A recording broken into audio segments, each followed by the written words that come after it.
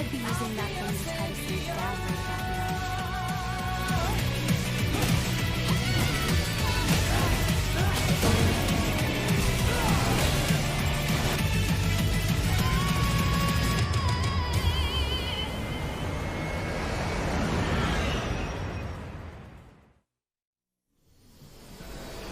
Hello everyone, this is Chobra, and we're continuing today with some more Astral Chain. We're pretty early on still in the game, so I think I'm going to start trying to put up back-to-back and maybe just bulks of episodes whenever I can to try to catch up, because I am still continuing the gameplay throughout. Don't worry about it. And the game, I think, is probably a little longer than I thought it was, so we're going to try to play some catch-up. Just because we're a neuron doesn't mean we get out of good old-fashioned detective work. This is only the latest of several disappearances in the area lately, so... Yeah, so I skipped the conversation there a little bit, but basically that's Akira's way of letting us know that our job still consists of investigation and not just, like, Legion combat. Obviously, the Legion and Iris helps us do a lot of that investigation work, especially when it's related to chimeras.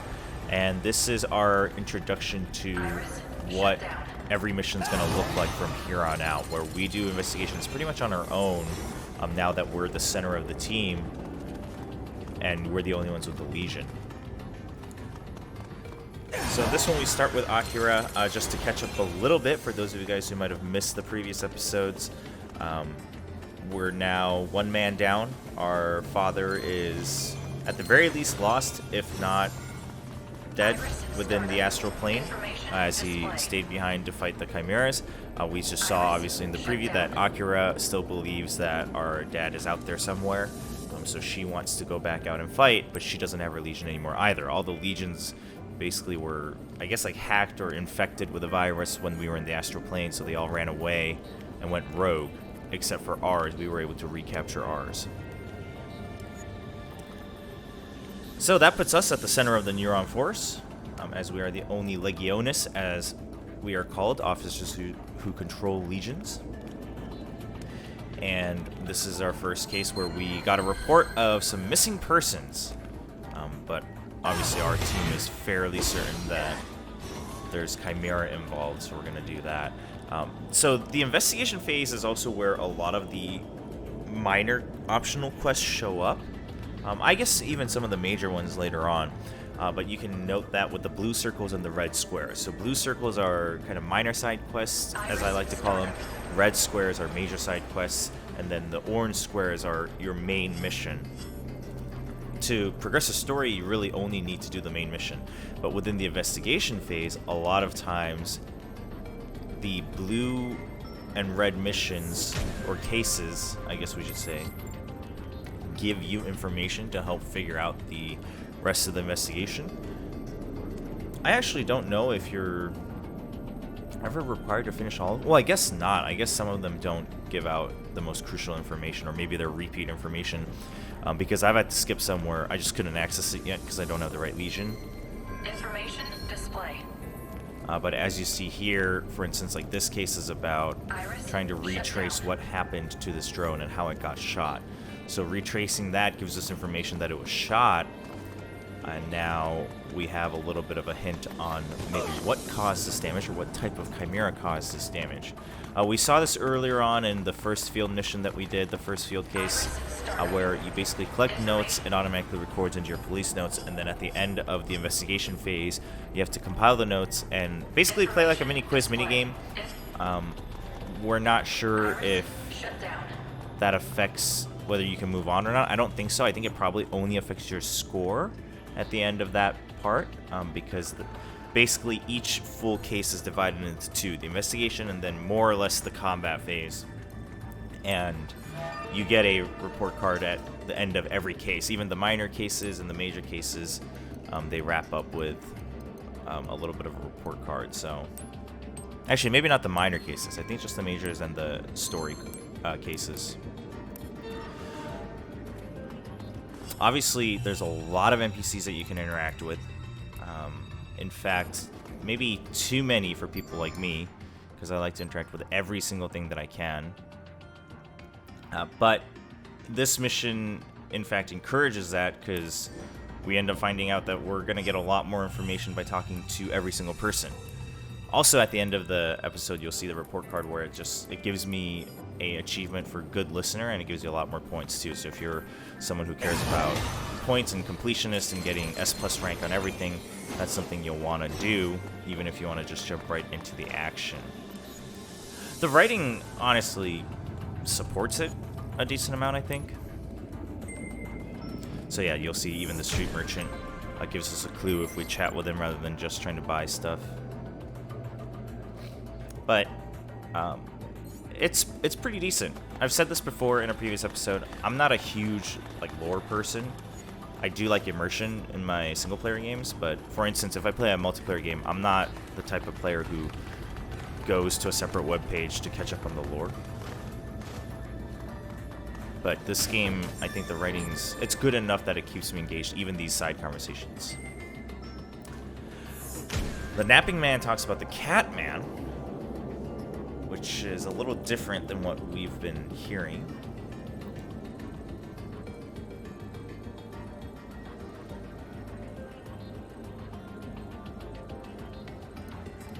And we've seen that Akira clearly has a connection with cats, so not sure if this case is related to that. We're gonna find out as we continue our investigation. Iris startup. Iris shut down. The first phase of this really is me interacting with every single thing that I can in the area. There's a couple points in the middle that I'll chime in with some commentary, but other than that, I think you'll be able to watch and get a gist of what this game feels like. And this is, again, the first phase of each mission is going to look like this. The second phase will be much more combat-based. And we'll see the pattern show up pretty clearly. I think in this mission is the first one where you see the very clear distinction of moving from one phase to the other.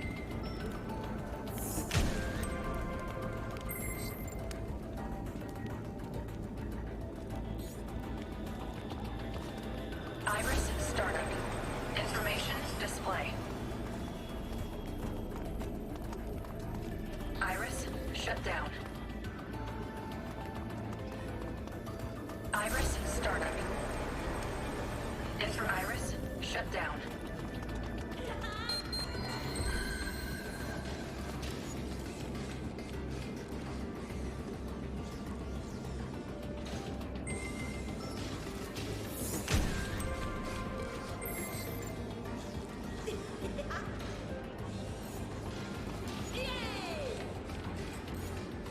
Iris startup.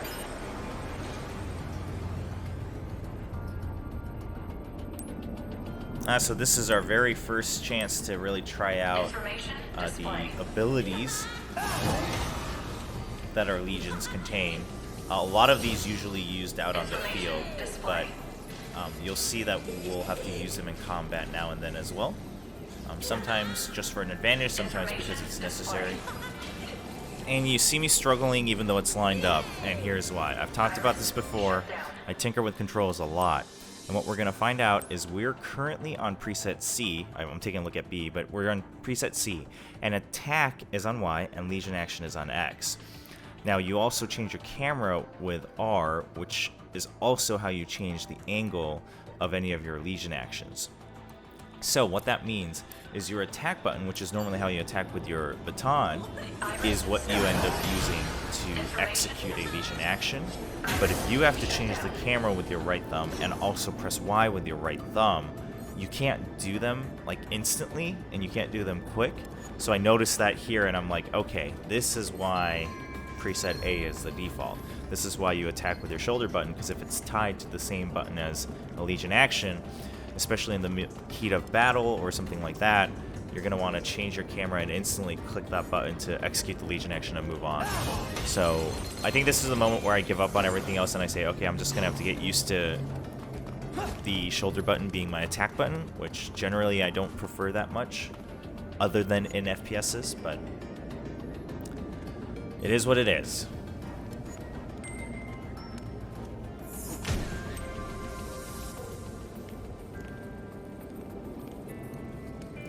There's also a lot of conversation choices whenever you interact with NPCs, and I'm quite frankly not sure if any of them make a big difference in anything.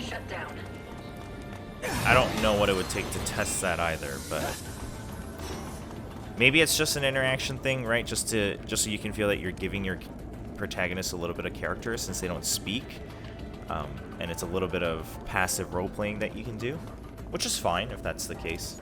I'm just curious about the intention. If it does have an impact on gameplay, then I guess I would want to know.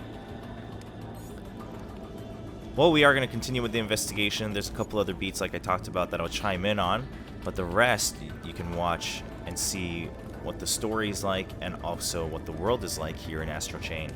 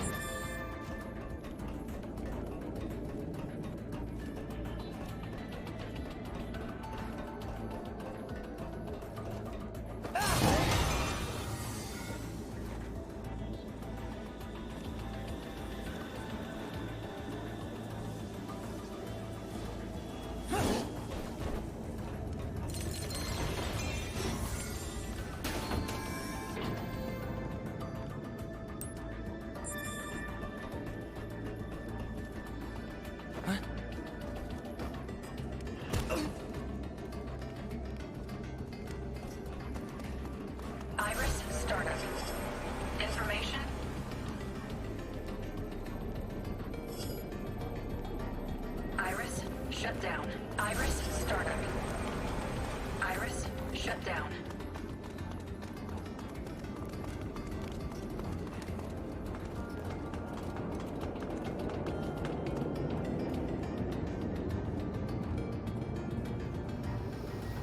Ah, Iris and startup. 5 ominous-looking children, but this is actually one of my favorite parts about this case. Oh, I also Iris, dodged backwards. shut down. Trust me, I wasn't that scared. So you see the blue circle, which means that this is also another minor quest. So they have some information, but obviously it's not going to be easy to get it. And I'm like, all right, how much? I'll give you cash. Turns out they just want to play. So I'll play a little quiz. And this first... I'm too busy for this. No, we're going to participate, and this first one ends up being a bit of a logic puzzle with the 5 kids. Who's telling the truth? See if you can guess it.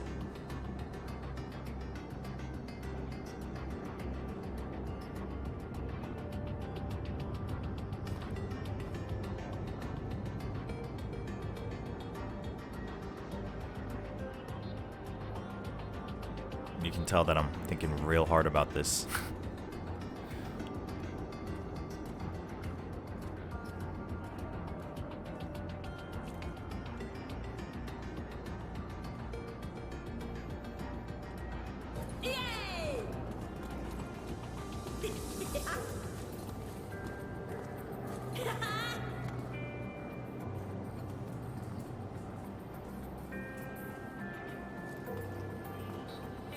All right.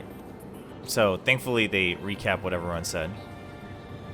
So who is it? Who's telling the truth? Which means everyone else is telling a lie.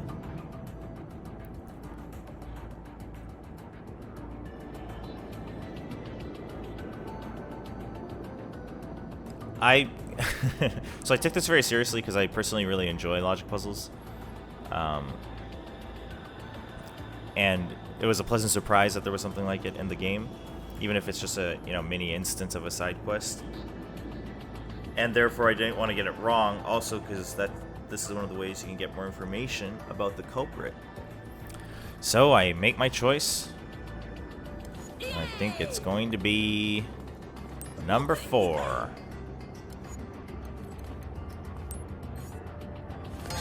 Hey!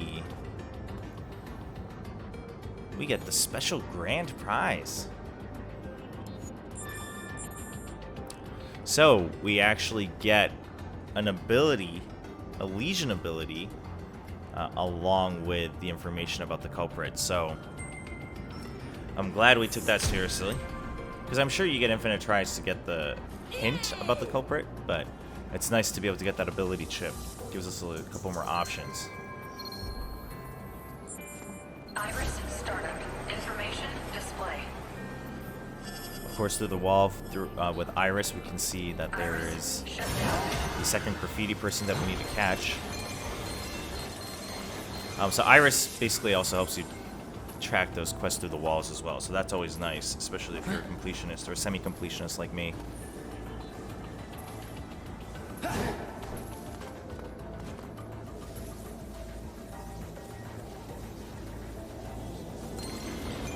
So note about red matter. Obviously collecting it increases your points, etc. It's part of completing the mission. You see the percentage constantly going up. And I would say that I've been pretty diligent throughout this mission so far. And you'll see me continuing to try to be as diligent as I can be. But I don't think I've had a single case until now where I've had 100% cleanup. And I think some missions it's because I don't have all the legions I need to be able to do so, like to get through the places I need to, through certain doors or other obstacles. But, man, I think there's just a lot tucked away. Turns out the kids have another quiz. And this one's Who's the Biggest Brother? It's another minigame that I personally enjoy. Loved minigames like this in games such as Mario Party.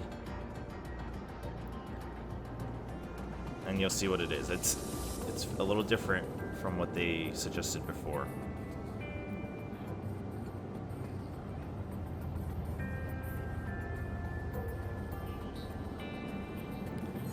Alright, see if you can keep up.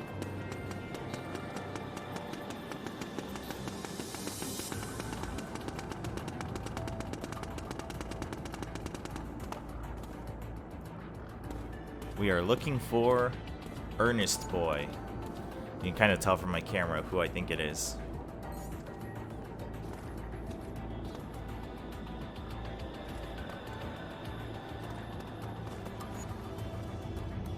Absolutely.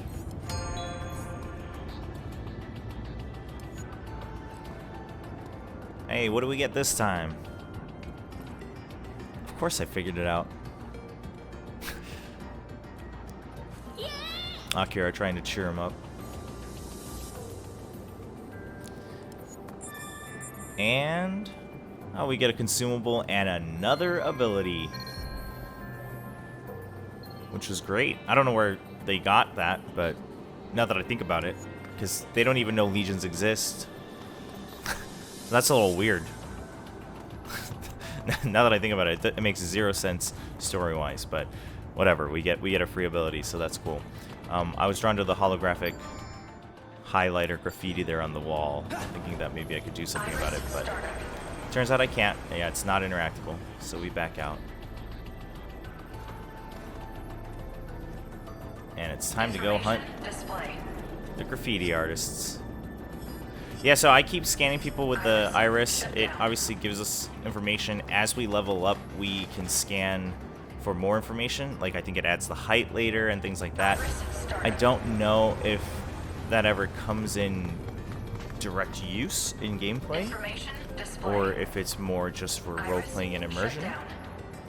But it is interesting. Some of you might be getting annoyed by the voice of the iris. You can turn that off, because every time you turn it on, it's like iris activated. And every time you scan, it's like data, whatever. And iris talks a lot. So you can turn it off. There are times where I get annoyed and I think about turning it off, but then I just forget and I become lazy. But that is an option if you're wondering. Alright, well, I think we're going to continue the investigation here.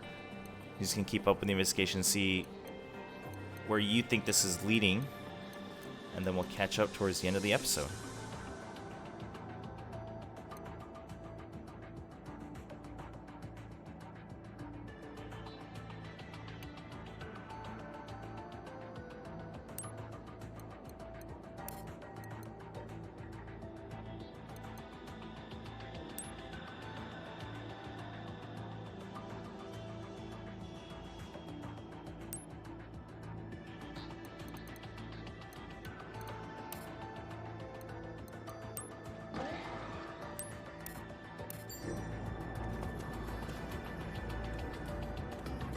Iris startup.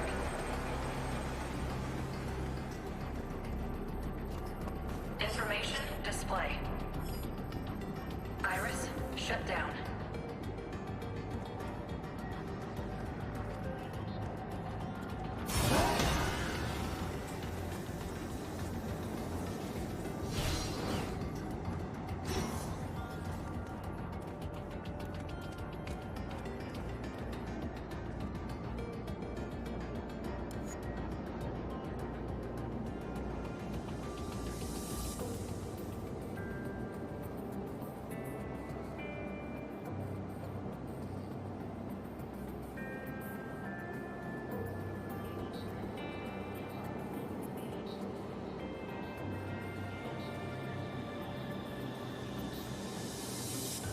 Hey, come back here! Come on, let's get him.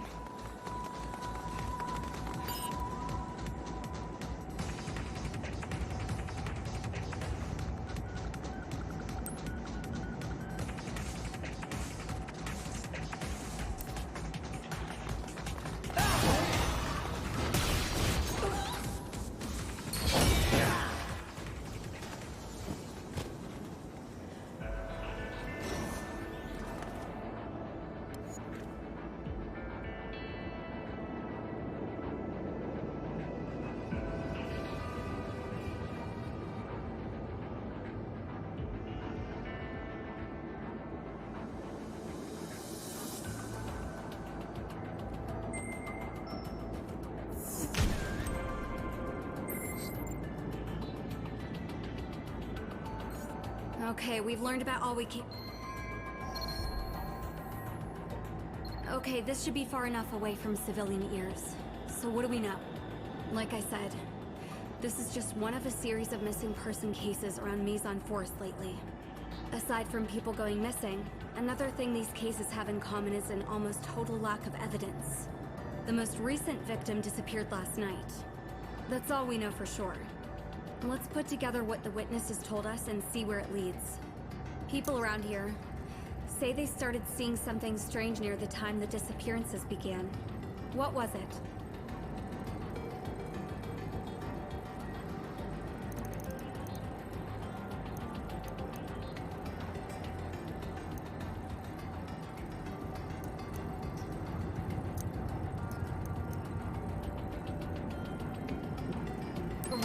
Alright, so we caught the graffiti artist, we learned that we can throw our legion at people and knock them out, basically. But enough people said it, that there has to be something to it.